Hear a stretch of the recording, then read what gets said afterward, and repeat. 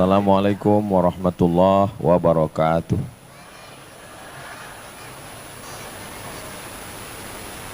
Kalau Tuan pergi ke Medan, jangan lupa beli katun.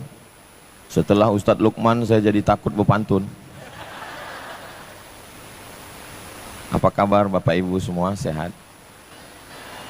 Alhamdulillahi Rabbil Alamin. Allahumma sholli ala Sayyidina Muhammad wa ala ali Sayyidina Muhammad.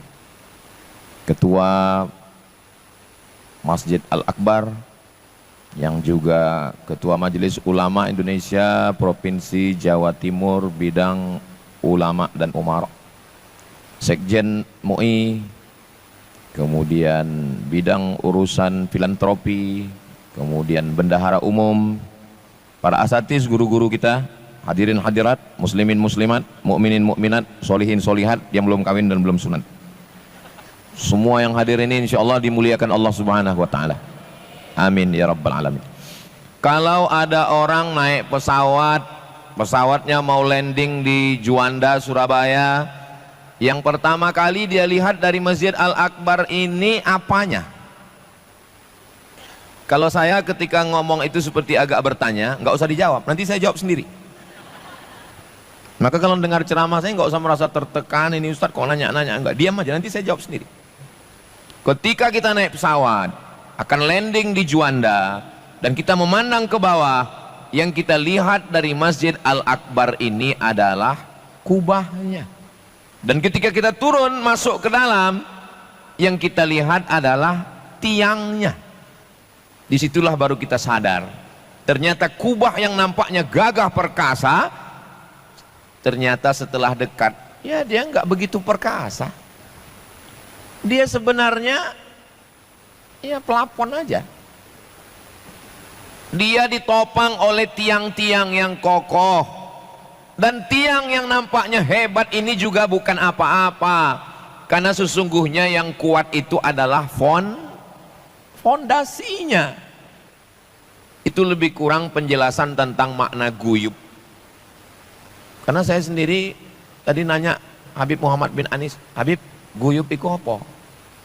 Guyub iku ya bareng katanya. Ya jelas namanya guyub bareng. Dan saya coba-coba memahaminya, ya guyub bareng. Dan ternyata kubah dengan tiang dan pondasi, mereka lah yang mengajarkan kita tentang guyub bareng. Tolong kalau salah jangan ditegur di sini Habib, nanti di belakang. Biar jangan nampak kali bodoh saya. Saudaraku yang dimuliakan Allah Subhanahu wa Ta'ala, ini masjid bisa kokoh tegak berdiri karena ada pondasi, dan pondasi nggak kelihatan. Ada tiang, sebagiannya nampak, dan dia menopang, barulah jadi satu bangunan yang utuh, cantik, indah. Dan kalau kita lihat tiang ini yang nampil keluar adalah yang paling lemah.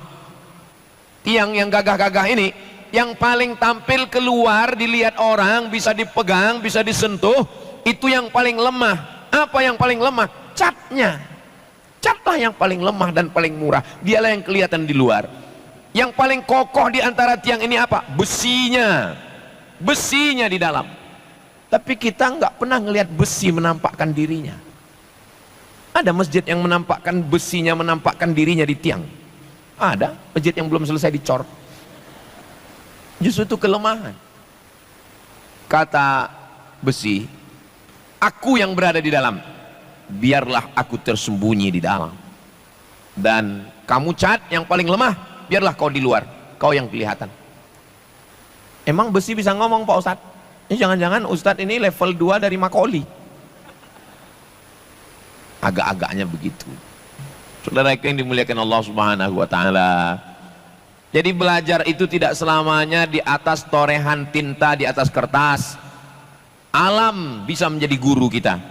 Makanya dalam hadis Nabi dikatakan, man salaka tariqan, siapa yang melewati suatu jalan, yaltamisu fihi ilman, di jalan itu dia bisa dapat ilmu, sahhalallahu lahu bihi tariqan ilal jannah, dimudahkan Allah jalannya menuju surga. Afala ta'qilun, kenapa engkau tidak berpikir? Afala tatafakkarun, kenapa tidak menggunakan akal? Afala tatadzakkarun, kenapa tidak mengambil pelajaran? Kalau kubah tiang dan fondasi bisa guyup, kenapa kamu nggak bisa? Saya mengucapkan ini selama ini ringan, tapi malam ini agak berat.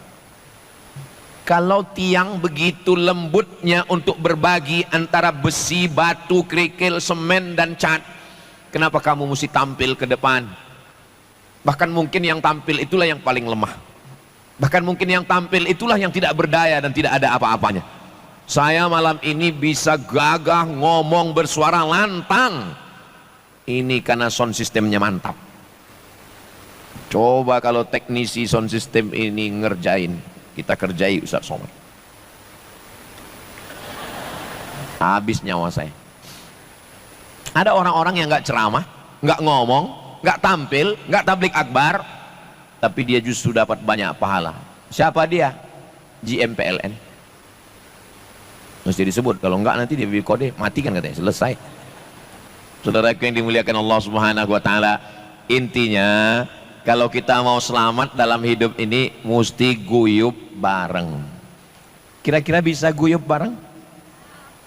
Ini acara tahun lalu ramai, meriah. Ada orang tua kita, ada orang tua yang bijaksana, Abu Bakar Siddiq. Ada anak muda yang gagah perkasa, Umar bin Khattab. Ada anak muda yang kaya raya, Utsman bin Affan. Ada anak muda yang cerdas luar biasa, Sayyidina Ali bin Abi Thalib. Saya di mana-mana kameramen itu anak muda, tapi di Masjid Akbar ini anak kecil. Luar biasa. Ini namanya guyup itu ya ini. Saudara yang dimuliakan Allah Subhanahu wa taala. Nabi Musa alaihi salam gagah perkasa. Dari mana Ustaz Somad tahu Nabi Musa itu gagah perkasa?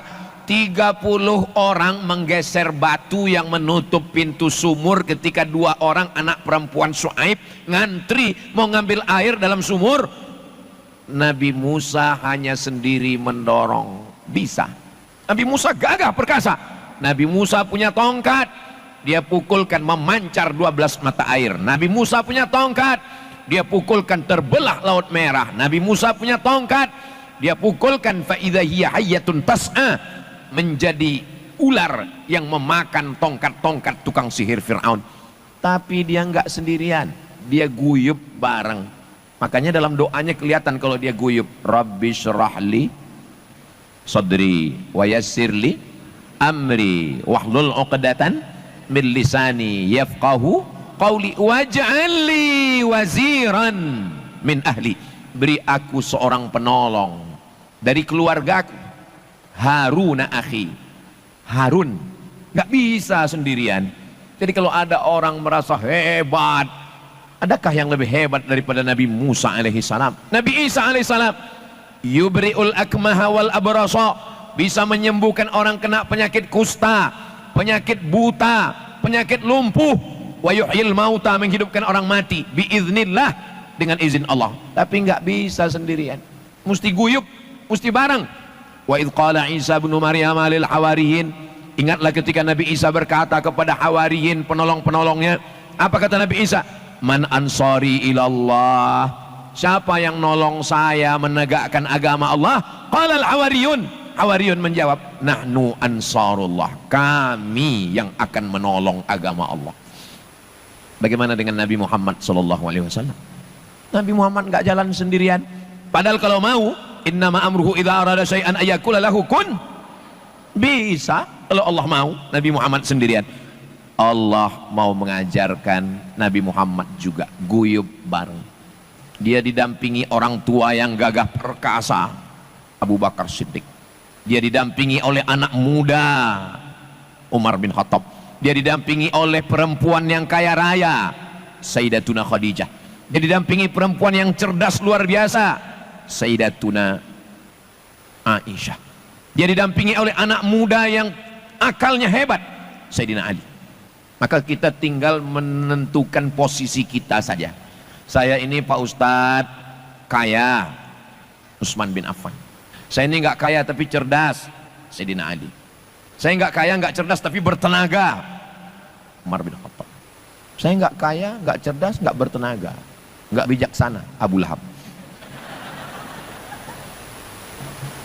Saudaraku yang dimuliakan Allah Subhanahu wa taala, sesungguhnya faqsusil qasasa, ceritakan kisah-kisah itu. Untuk apa? La'allahum yatafak, mudah-mudahan mereka berpikir. Tapi Ustadz, kadang lebih enak berteman dengan gadget daripada berteman dengan manusia. Ini tahap awal. Kalau ada orang mulai ngomong, lebih enak berteman dengan gadget daripada teman dengan manusia. Ini baru level awal, ini gejala awal ini. Nanti lama-lamanya dia nikah dengan AI daripada dengan manusia. Udah mulai banyak ini yang jatuh cinta dengan AI. Kenapa kamu nggak lagi dengan manusia? Karena AI lebih mengerti aku. Soft spoken. Saudaraku yang dimuliakan Allah Subhanahu wa taala, jadi yang namanya manusia itu ya memang begitu. Berteman dengan manusia, siap-siap menghadapi berbagai resikonya. Bapak dulu di kantor dinas pendapatan kan? Iya Pak Ustadz. Terus sekarang saya sudah pindah di dinas perkebunan Pak Ustadz. Kenapa? Karena lebih enak berteman dengan pohon kayu daripada manusia. Saya sejak kerja di perkebunan ini, asam lambung nggak naik, nyantai. Dulu Pak Ustadz, video call, telepon, nanya uang tunjangan, nanya gaji, nanya ini. Memang kadang-kadang lebih baik berteman dengan pohon kayu daripada manusia Pak Ustadz. Makanya kalau sudah kakak, ibu ngelihat ada yang sudah mulai menikmati lebih banyak nanam pohon anggrek, ini salah satu gejala kekecewaan pada manusia. Saudaraku yang dimuliakan Allah Subhanahu wa taala, lebih banyak menghabiskan waktu untuk sepeda ontel. Lebih baik berteman dengan sepeda ontel daripada manusia Pak Ustadz. Lebih banyak perhatian ke ikan cupang daripada manusia. Ini lama-lama saya nanti disomasi sama banyak komunitas ini. Saudaraku yang dimuliakan Allah Subhanahu wa taala, berteman dengan manusia, siap dengan segala resikonya. Temanmu itu masih manusia. Dia selalu salah, dia selalu silap, dia selalu khilaf, dia nggak pernah benar. Berarti dia setan. Dia benar terus nggak pernah salah. Berarti dia sudah naik derajat jadi malaikat. Temanmu bukan malaikat dan dia bukan setan. Terus setengah setan. Saudaraku yang dimuliakan Allah Subhanahu wa taala. Oh, Ustadz mau membantah ucapan Ustadz Luqman? Enggak ada membantah. Memang betul kata Ustadz Luqmanul Hakim, berteman dengan manusia itu kecewa. Cuman pantunnya saya lupa. Karena saya terlalu memikirkan yang sejuta. Saudaraku yang dimuliakan Allah Subhanahu wa taala. Jadi memang ketika kita bersama dengan manusia, manusia diambil dari kata nasya. Nasya artinya lupa. Kadang dia lupa, kita ingatkan. Maka bunyinya watawasau bil haq watawasau bisab. Kalau satu orang yang mengingatkan wawassa Ibrahimu banihi wa Ya'qub. Ingatlah ketika Ibrahim memberikan wasiat kepada anak-anaknya. Satu orang ngasih nasihat. Tapi kalau dua orang yang saling mengingatkan, bunyi ayatnya watawasau. Kadang saya ingat, tapi saya juga manusia, saya lupa. Kalau saya lupa, siapa yang mengingatkan? Yang mengingatkan saya adalah Kiai Muhammad Hasan Ubaidillah.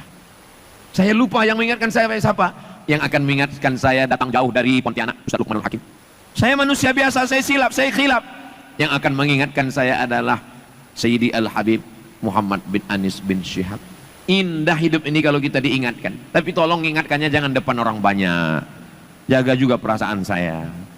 Kalau mengingatkan tolonglah ketika nggak ada orang. Ustadz, bisa kita ngomong 4 mata, jangankan 4, 3 pun siap. Kalau bisa WA lah ke nama saya, jangan WA ke grup. Apalagi kalau posting di FB, screenshot lagi. Mempermalukan. Saudaraku yang dimuliakan Allah Subhanahu wa taala, ketika kita bisa berjalan bersama-sama, inilah yang diajarkan oleh agama Islam.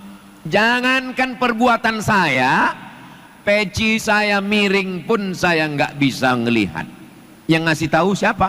Yang ngasih tahu jamaah dari jauh. Dia kasih tahu, miring Ustaz. Perasaan nggak miring, isinya miring. Kita silap, kita khilaf, diberitahu oleh orang lain. Begitulah saudara kita. Tapi kalau kita sudah benar, kita lurus. Saya perasaan Pak Ustaz nggak ada nyinggung perasaan orang. Tapi kenapa saya dibenci orang? berarti ibarat buah mangga, kamu sudah mulai berbuah. Ibarat pohon durian, harumnya sudah mulai semerbak. Kira-kira pohon mangga yang dilempar itu yang sudah buah atau yang belum buah? Yang sudah buah. Kalau belum buah orang nggak peduli. Durian itu yang dilempar orang kalau sudah harum semerbak. Kalau belum berbuah orang nggak peduli. Berarti kalau sudah ada mulai ngejek, itu berarti sudah mulai berbuah, sudah mulai nampak, sudah mulai dianggap sebagai saingan. La yaslamu min alsinatin nas. Enggak ada orang yang selamat dari lisan orang lain. Man yazunnu annahu yaslamu min alsinatin nas fahuwa majnun. Siapa yang menyangka bahwa dia akan selamat dari lidah orang, maka dia sudah gila. Jangankan kita, Nabi Muhammad sallallahu alaihi wasallam yang dipuji Allah dalam Al-Quran, wa innaka la'ala khuluqin azim, akhlakmu luar biasa. Apa kata mereka? Sahir, tukang sihir. Majnun, orang gila. Rajulun mashur, orang kena santet. Asatirul awalin, tukang dongeng. Apalagi kita yang manusia biasa. Ini kelihatannya Ustaz Somad bukan menasehati kami nih, sedang curhat pribadi kelihatannya. Iya, saya sedang menceritakan tentang diri saya yang dicaci maki orang di Instagram, di Facebook, di TikTok. Itu FB itu 10 juta followernya, setengahnya itu haters. Maksud saya yang belum follow, tolonglah follow. Saudaraku yang dimuliakan Allah Subhanahu wa Ta'ala. Tapi kelihatannya Ustaz nggak terlalu memikirkan itu. Kalau saya mikirkan komen-komen itu sudah lama saya gila. Nggak saya pikirkan. Ustaz sabar sekali nggak membalas. Orang saya nggak tahu passwordnya. Saya serahkan pada Allah Pak Ustaz. Saya serahkan ke admin. Wa ufawwidu amri ilallah. Serahkan kepada Allah Subhanahu wa Ta'ala. Kita ini menghadapi apapun yang sedang kita alami dalam hidup, jurusnya cuma 4. Yang pertama ikhtiar, usaha, tenaga, dengar, lihat, fikir, renung. Itu usaha dari kita. Ikhtiar, ahli sunnah wal jamaah. Tapi kita nggak ada apa-apanya. Setelah kita berikhtiar, berusaha, lalu kemudian kita berdoa, serahkan pada Allah. Bismillahi tawakkaltu ala Allah, la haula wala quwata illa billah. Doa. Setelah doa, yang ketiga tawakal. Serahkan pada Allah. Kalau sudah kita serahkan pada Allah, kepala dinas mau keluar kota, dia serahkan kepada wakil. Bapak Kapolres mau keluar kota, dia serahkan kepada waka. Presiden mau pergi, dia serahkan ke wakil. Semua diserahkan. Lalu bagaimana kalau kita sudah menyerahkan kepada Allah? Hasbunallahu wa ni'mal wakil. Allah lah sebaik-baik tempat penyerahan. Serahkan pada Allah Subhanahu wa Ta'ala. Tapi menyerahkan kepada Allah itu setelah melewati 3 proses: usaha, doa, tawakal. Saya nggak mau ngaji malam ini dipelintir, lalu besok bapaknya nanya, kamu gimana selesai S1 ini, rencananya mau kemana, planningnya? Serahkan pada Allah. Islamnya nggak salah.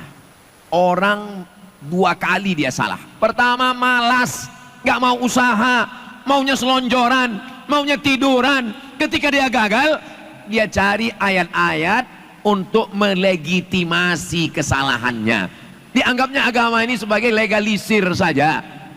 Kalau diambil ayat masih lumayan. Dia cari ceramah Ustadz Somad yang bisa membenarkan kesalahannya.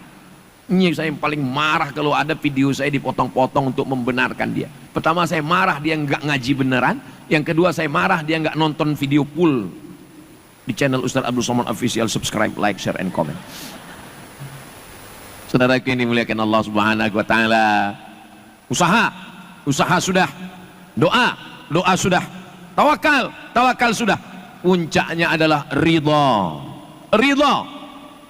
Makanya yang diundang Allah itu orang-orang yang ridha. Setelah dia ridha, baru Allah meridhai dia. Kita dulu ridha, baru Allah meridhai.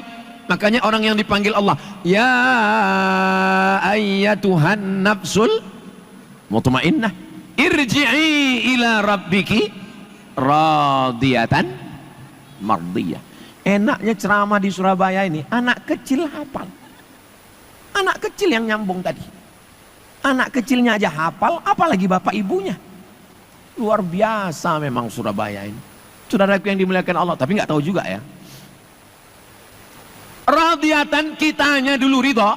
Setelah kita ridho, mardiyah, Allah meridai. Kita duluan menggunakan potensi pada diri kita untuk ridho menerima ketetapan Allah.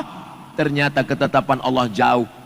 Ketika kita sedang susah, kawan lari, teman hilang, sahabat melayang, mana follower, viewer, dan subscriber? Lalu kita mengeluh sama Allah, ya Allah, kenapa teman hilang? Kenapa kawan akrab terbang? Kenapa sahabat semua melayang? Kata Syekh Muhammad Mutawalli Asy'arawi, ketika kau sedang susah, semua temanmu hilang, sesungguhnya itulah doamu sudah dikabulkan Allah. Hah? Doa yang mana? Doa yang selalu kau amalkan, hasbi Allah, cukuplah Allah sebagai penolong saya. Kadang kita ngomong ini nggak sadar apa yang kita omongkan.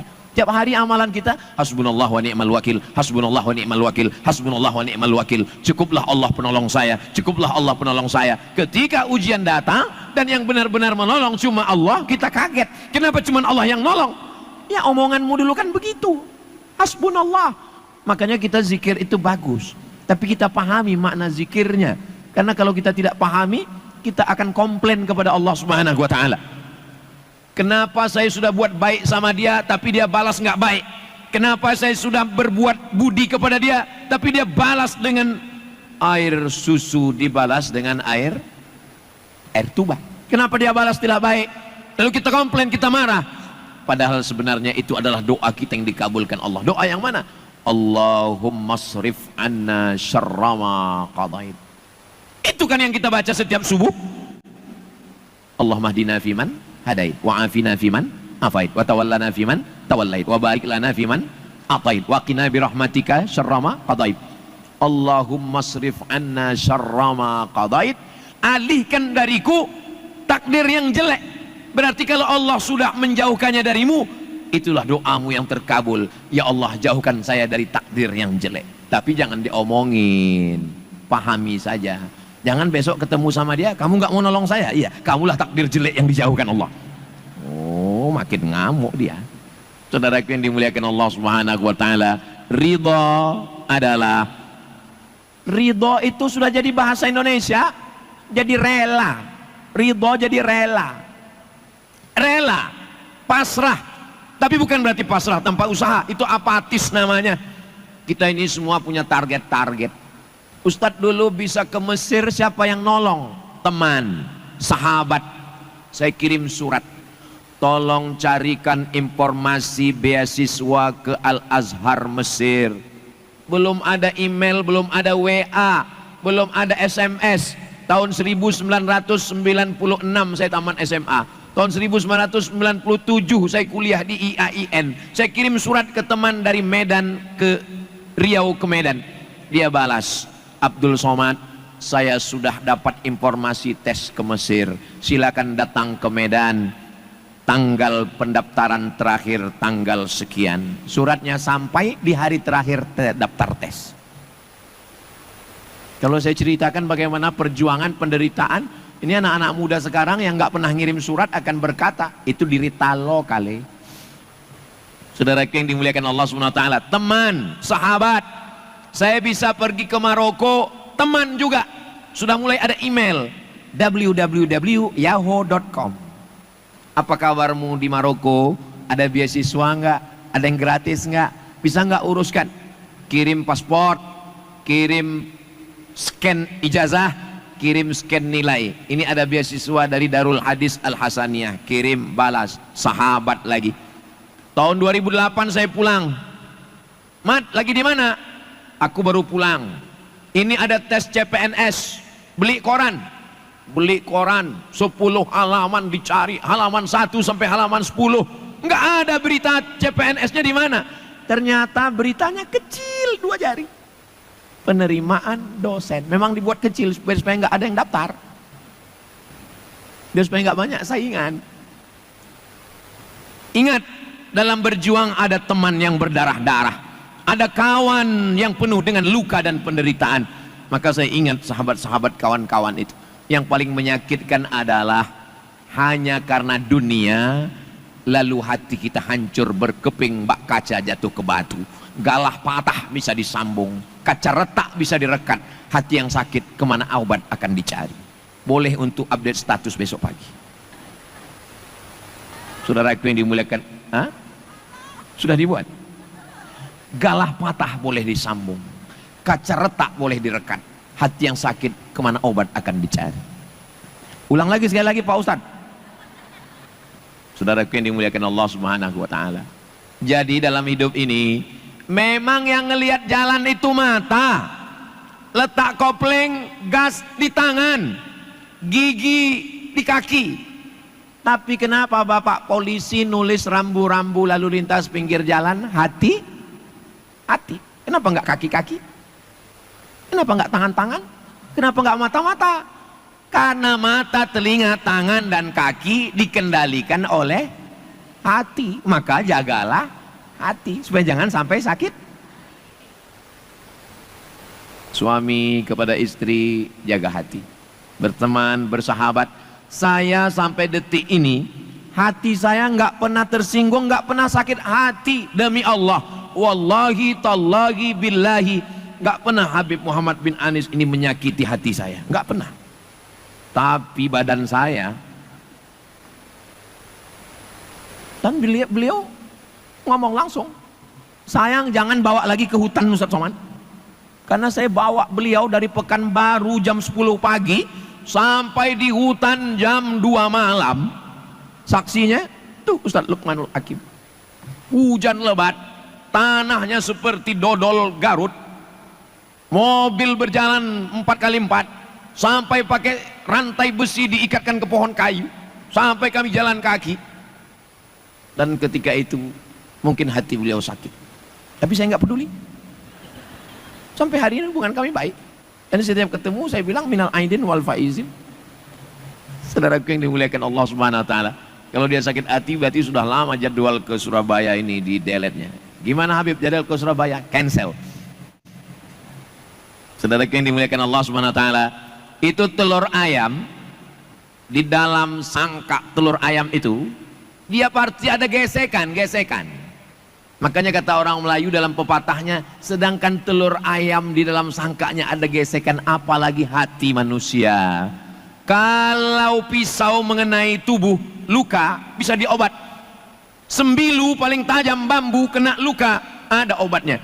Tapi kalau sudah hati terasa sakit, saya sudah maafkan dia Pak Ustadz, Idul Fitri ini kamu maafkan, saya maafkan dia Pak Ustaz. Sudah ketemu 7 turunan nggak mau Pak Ustaz. Berkesan di dalam hati. Nah inilah yang paling sulit kita menghilangkannya. Ustaz Somad sudah bisa berproses. Saya ketika tawaf, 1 putaran untuk ayah, 1 putaran untuk ibu, 1 putaran untuk istri, 1 putaran untuk saudara, 1 putaran untuk anak. Ada 1 putaran khusus saya pejamkan mata, saya membayangkan orang-orang yang menyakiti hati saya, mendoakan dia. Tapi beratnya luar biasa. Ustadz bisa mutar pejam mata? Ya kan kanan kiri kan ada yang megang. Saya coba untuk menghilangkan sakit hati saya. Saat putaran yang ke-7 itu khusus untuk orang-orang yang menyakiti. Awal-awalnya saya coba dulu, doanya keluar tapi gigi rapat. Ya Allah. Saya insya Allah kalau disuruh malam bangun sholat saya sanggup. Kalau disuruh bersedekah insya Allah walaupun gak banyak saya sanggup. Disuruh ceramah insya Allah sanggup. Tapi ternyata menghilangkan bekas di dalam hati ini, oh susah sekali. Itulah mengapa dalam Al-Quran itu sifat orang bertakwa itu apa kata Allah? Wal afina anin nas. Afin itu diambil dari kata afa ya'fu afwan ma'fuan. Maaf itu diambil dari bahasa Arab. Afa ya'fu, kita berjalan di pinggir pantai, kaki kita nginjak pasir. Ketika kaki kita nginjak pasir ada bekasnya kan? Ada bekasnya, berlobang itu pasir. Tapi begitu datang ombak air turun ke bawah, maka seakan-akan pasir itu tidak pernah terinjak sama sekali. Itulah makna afa ya'fu. Menceramahkannya mudah, ngomongnya mudah, tapi mengalaminya berat bro. Ini berat, biar aku aja. Sudah bisa Ustaz Somad? berproses. Doakan. Keras hati. Katanya ada cara melembutkan hati, katanya Pak Ustadz. Cara melembutkan hati ini pakai nenas sama daun kates. Itu melembutkan hati kambing. Melembutkan hati manusia tidak semudah itu. Karena hati manusia ini keras, lebih keras daripada batu. Maka kita selalu berharap, berdoa kepada Allah. Makanya saya kalau ketemu dengan Habib, ketemu dengan Kiai, selalu saya minta doa. Doakan saya Habib, doakan saya Kiai, supaya Allah melembutkan hati saya, supaya Allah menghilangkan semuanya. Kadang-kadang saya sudah berusaha untuk melupakan. Ustadz ada yang mau datang, silakan. Ini katanya nanti mau datang jam sekian, silakan. Setelah datang, foto. Setelah foto, pulang, update status, di screenshot sama orang. Ustadz, inilah yang ngejek-ngejek kamu dulu. Kadang kita udah melupakan. Ada yang mengingatkan. Ketika kita tanya, kenapa kamu ingatkan saya? Dalam rangka watawasau bil haq. Saudaraku yang dimuliakan Allah Subhanahu wa taala. Makanya kata Nabi, la yadkhulul jannah, tidak masuk surga namam, orang yang bawa omongan si A tentang si B lalu dibawa ke si C, akhirnya hubungan C dengan A rusak gara-gara orang ketiga. Makanya jangan pernah ada orang ketiga di antara kita. Saudaraku yang dimuliakan Allah Subhanahu wa taala, guyub bareng. Ini tema kita malam ini, guyub bareng. Sampai kapan kita mengalami ini, Ustadz? Sampai akhirnya malaikat maut datang mencabut nyawa. Kalau ada orang menceritakan orang lain tentang kita lagi ngobrol nih berdua, dia ngobrol tentang si B, kita dengan si A ngobrolin si B. Ingatlah, ketika kita tidak ada, maka dia akan ngomongin kita dengan si B. Betul? Nampaknya banyak yang mengalami ini. Saudaraku yang dimuliakan Allah Subhanahu wa taala, maka kita bebankan pikiran kita ini untuk sesuatu yang berat, supaya mulut kita, pikiran kita enggak lagi fokus pada yang perintil-perintil, yang kecil-kecil. Habib Muhammad bin Anis pikirannya fokus untuk membangun kelas, bangun asrama, ngirim anak santri kalau tamat nanti ke Darul Mustafa. Pulang anak-anak mesti ngajar, mesti hafal Quran, mesti bisa baca kitab. Mudah-mudahan niat besar ini tercapai, amin. Ustadz Luqmanul Hakim ulang tahun yang ke-14 perjalanan Munzalan, Masjid Munzalan yang menanggung 700.000 anak pesantren penghafal Quran di Indonesia dengan program wakaf beras infak sodakoh. Sehari 1.000 rupiah.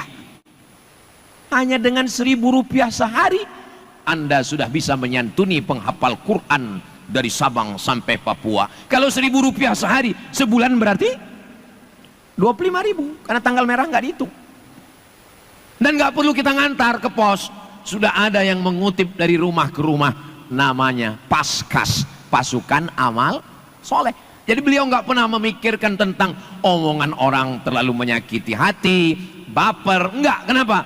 Karena beliau fokus memikirkan berapa anak yatim yang nggak makan, berapa pondok pesantren yang mencampur nasi dengan tiwul, dengan jagung, berapa anak perempuan maaf yang pembalutnya tidak tergantikan. Sampai itu beliau pikirkan. Memangnya Ustadz Luqman ini kalau ketemu Ustadz Somad bebannya berkurang. Datang lagi Ustadz Somad, Ustadz Luqman, ini kebetulan ada penggali kubur yang nggak dapat santunan. Jadi Ustadz Luqman ini saya khawatir kalau ketemu saya asam lambungnya naik, karena saya selalu membawa beban. Terakhir WA saya ketika saya sedang di acara di Jakarta, ketemu dengan anak muda yang suka nangkap orang gila. Dia mandikan, dia cukurkan, dia bersihkan, dia pakaikan, ternyata diserahkan ke keluarganya, keluarganya nyerahkannya ke jalan lagi. Saya WA Ustadz Luqman, Ustadz Luqman, tolong carikan rumah untuk orang-orang yang rusak akalnya setelah dimandikan oleh anak muda ini, supaya dia dijaga sampai mati, jangan kembalikan lagi ke keluarganya. Saya ketemu dengan rumah sakit jiwa. Apa kata dokter rumah sakit jiwa? Apa kendala di sini Pak?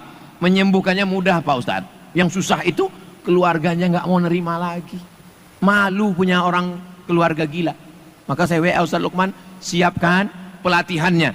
Alhamdulillah Ustadz Luqman buatkan pelatihan motong rambut, pelatihan kerja, pelatihan life skill, pelatihan, sehingga beliau tidak sempat memikirkan yang kecil-kecil. Perasaannya sudah penuh dengan ini, nggak muat lagi untuk memikirkan, hanya memikirkan tentang omongan orang, tentang wajah orang, tentang pujian orang, tentang hinaan orang.